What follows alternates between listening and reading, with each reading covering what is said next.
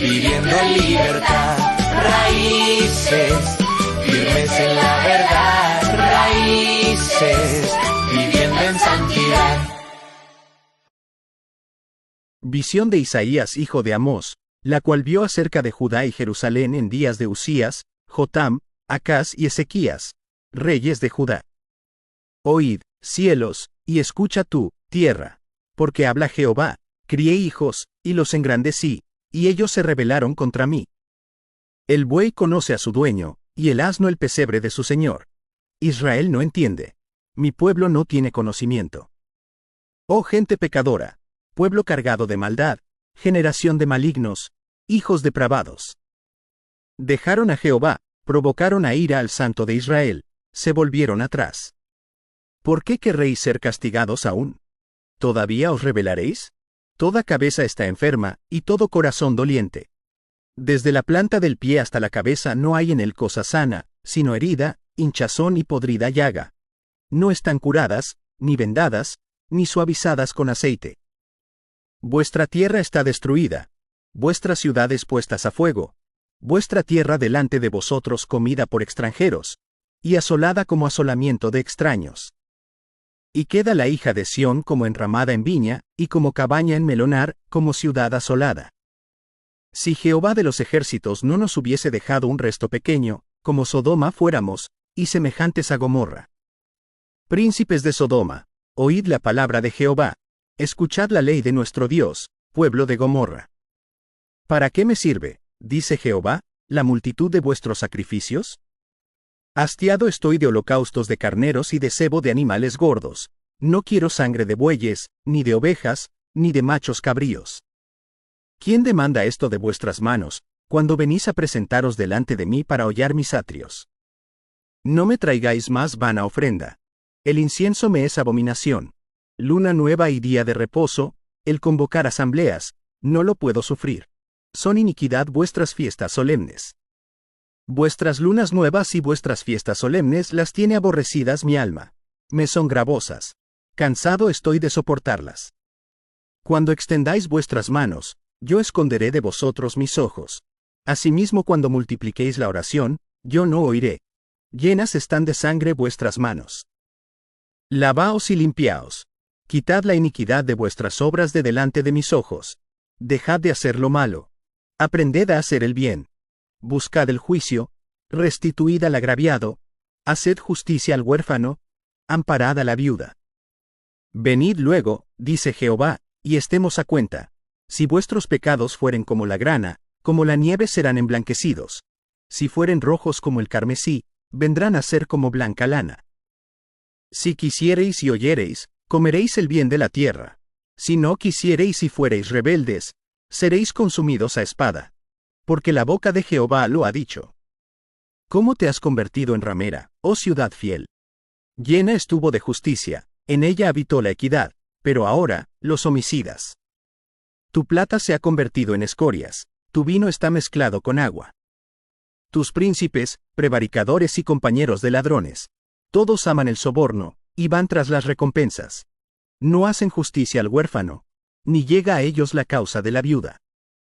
Por tanto, dice el Señor, Jehová de los ejércitos, el fuerte de Israel, Ea, tomaré satisfacción de mis enemigos, me vengaré de mis adversarios, y volveré mi mano contra ti, y limpiaré hasta lo más puro tus escorias, y quitaré toda tu impureza. Restauraré tus jueces como al principio, y tus consejeros como eran antes.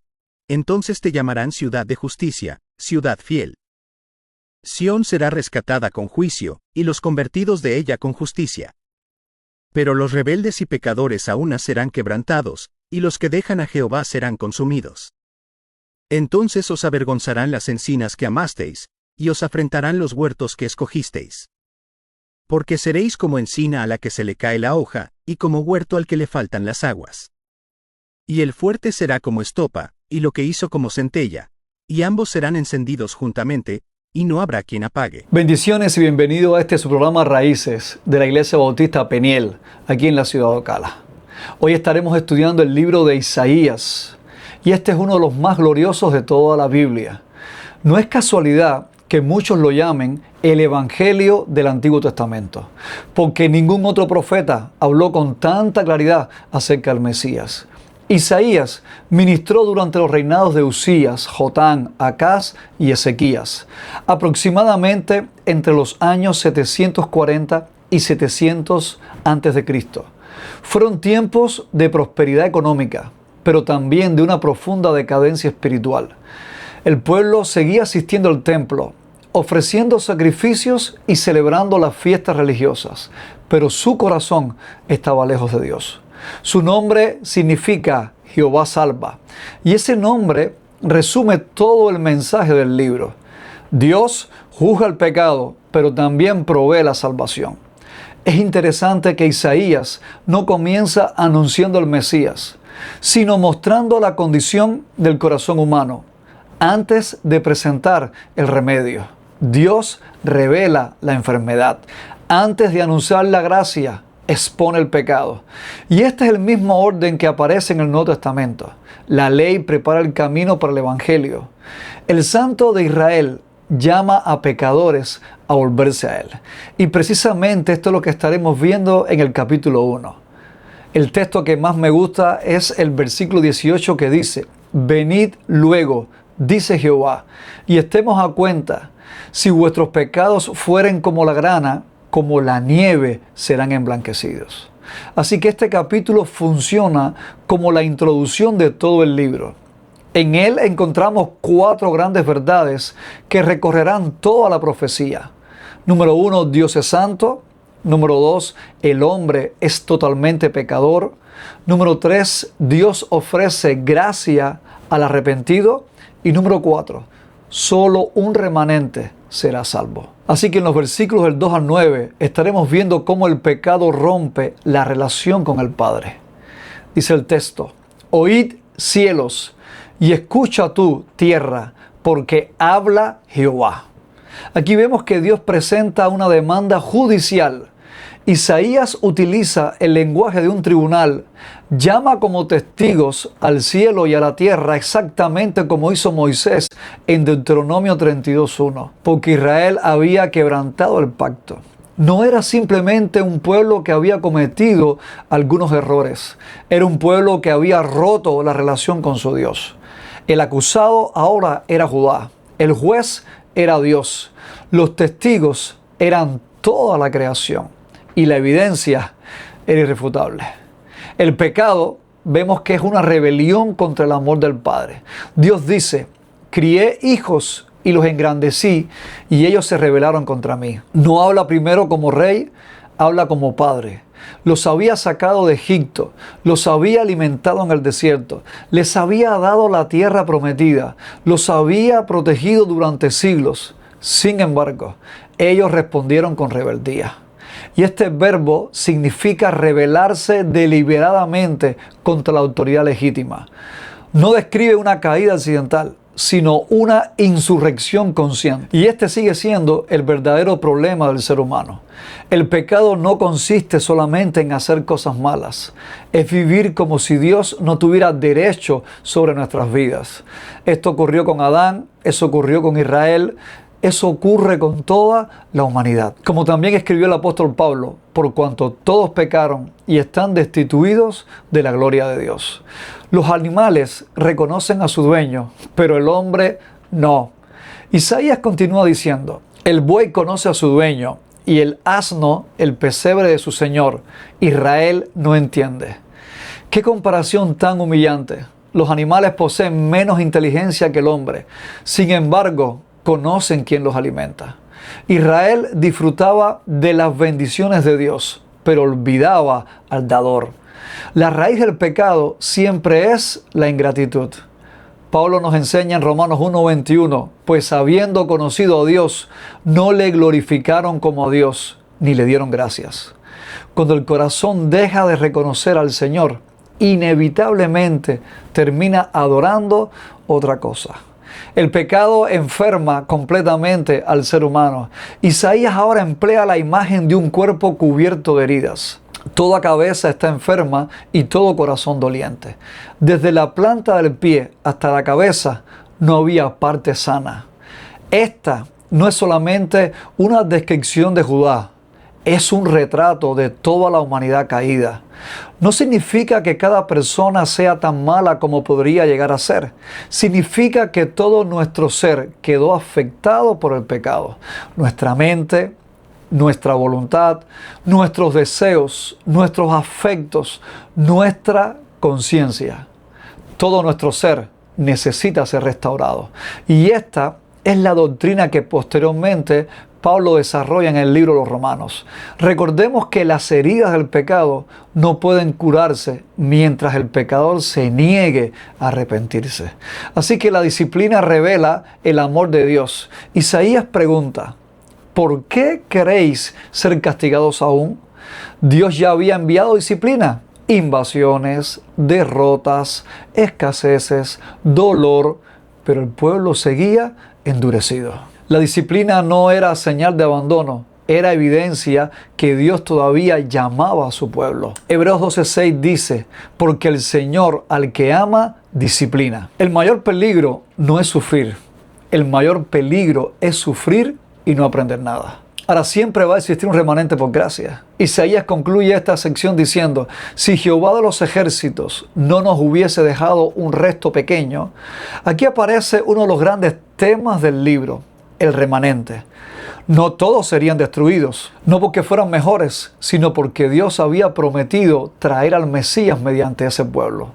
La salvación nunca ha dependido del mérito humano, siempre ha dependido de la fidelidad de Dios. Ahora vemos que Pablo cita este mismo texto en Romanos 9:29 para demostrar que la existencia del pueblo de Dios siempre ha sido resultado de la gracia soberana. Ahora, ¿cómo encontramos a Cristo en este pasaje? Israel fue el hijo rebelde, nosotros también lo somos, pero hubo un hijo que jamás se rebeló. Jesucristo obedeció perfectamente al Padre. Donde Israel fracasó, Cristo venció.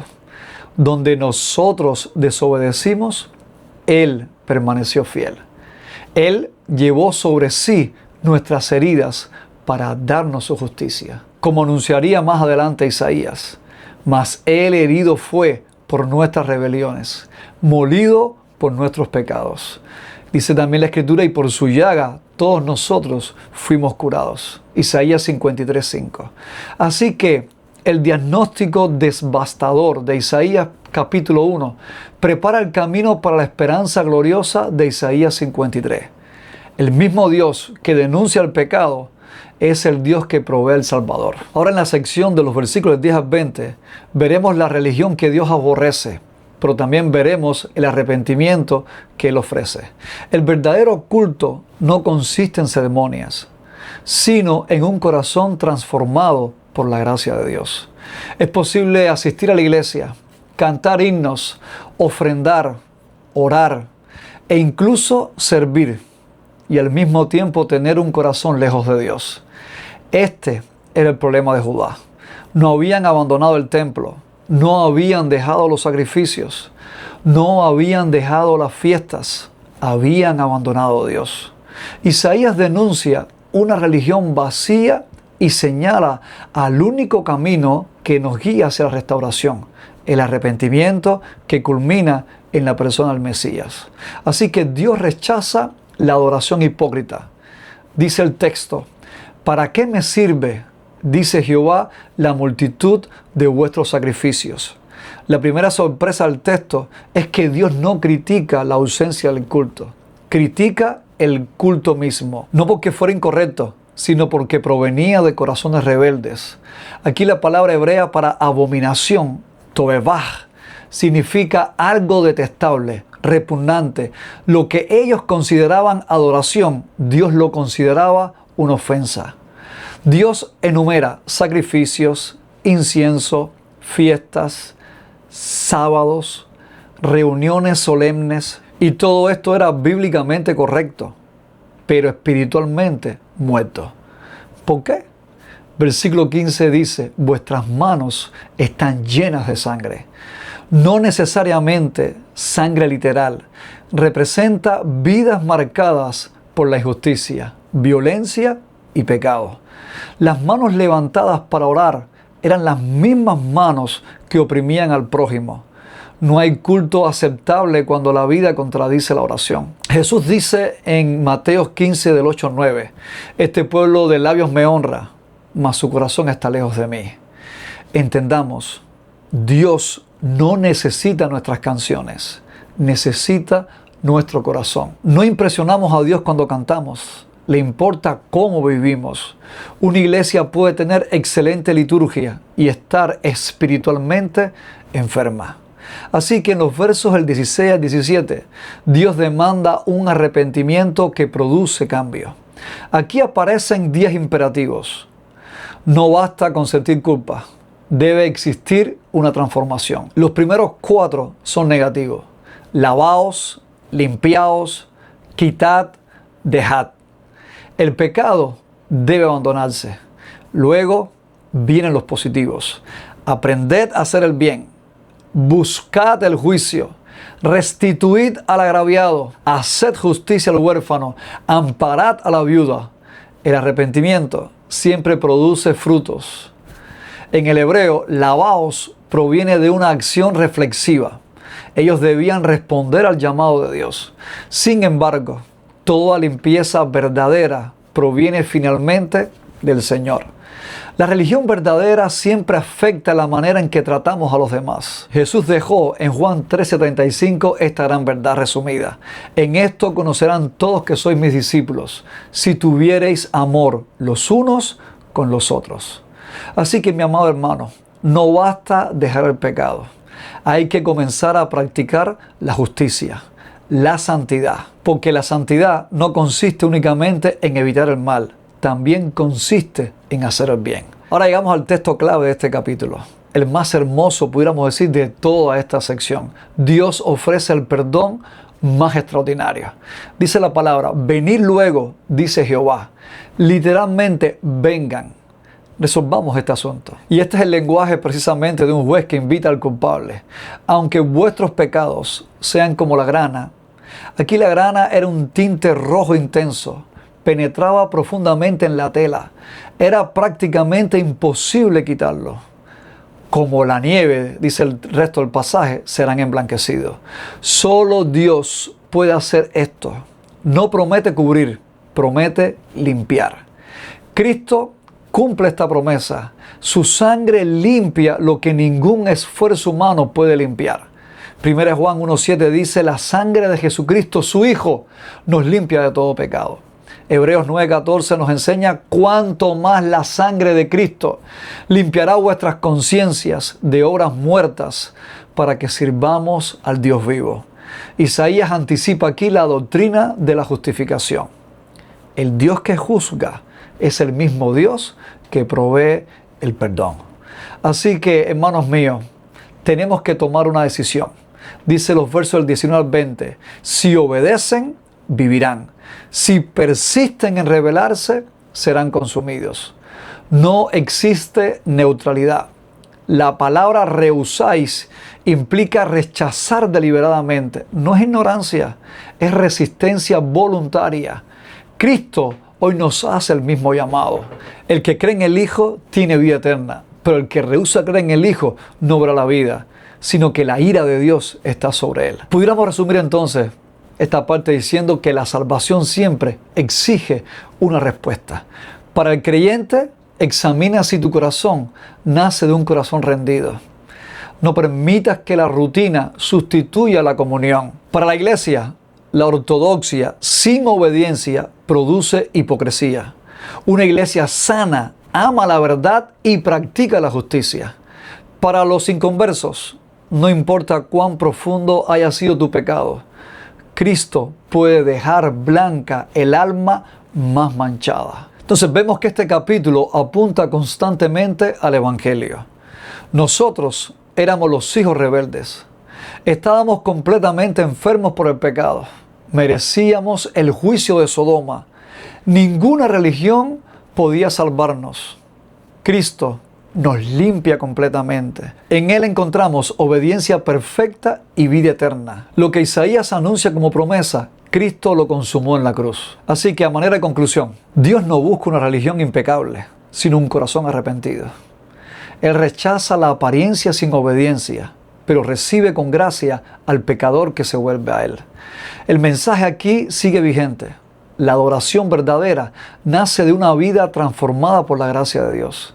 Y esa gracia se encuentra únicamente en Jesucristo, quien limpia el pecado más profundo y reconcilia al hombre con Dios. Venid luego, aunque vuestros pecados sean como la grana, como la nieve serán emblanquecidos. Acude hoy a Jesucristo, tal como eres. Responde en obediencia a su llamado arrepentimiento y exprésale verdadera adoración desde un corazón transformado. Este es el mensaje de Isaías y este es el mensaje que me gustaría que hoy como iglesia podamos retener. Dios te siga bendiciendo.